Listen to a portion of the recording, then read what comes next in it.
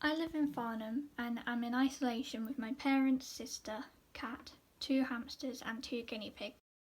I live in a luxurious villa in Saint-Tropez in the south of France. I am in isolation with 4 security guards, 4 maids, 3 nannies, and 2 young children. I live in Guildford in Surrey, in a house with my husband, and there are 2 of us in isolation together. Being in isolation makes me feel restless and bored, but it's allowed me to pick up old hobbies. Being in isolation makes me feel sad generally, and occasionally a little bit claustrophobic. Being in isolation makes me feel safe but frustrated. I feel safe because I am sheltered from the virus here and I don't need to leave the property for anything. I am frustrated because my social life has been put on ice at a time when it was getting exciting. My neighbourhood has changed by people coming closer together and learning new things about each other. My neighbourhood has changed throughout the isolation. Obviously, there aren't many people around in the road, and it's much quieter.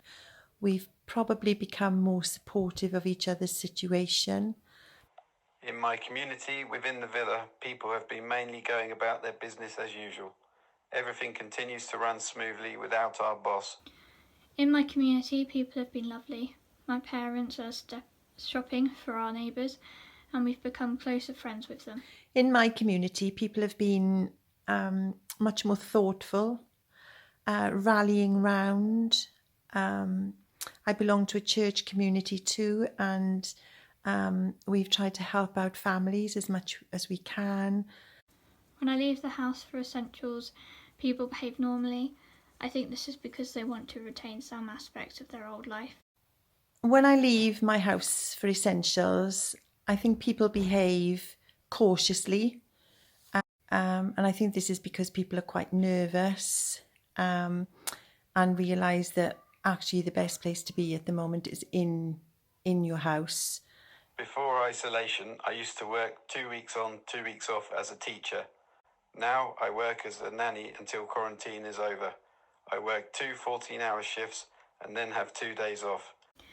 Before isolation, I used to go to work in university and meet up with friends. Now I can't do those things. The isolation is affecting my mental health in a way that I'm probably trying to understand what's going on.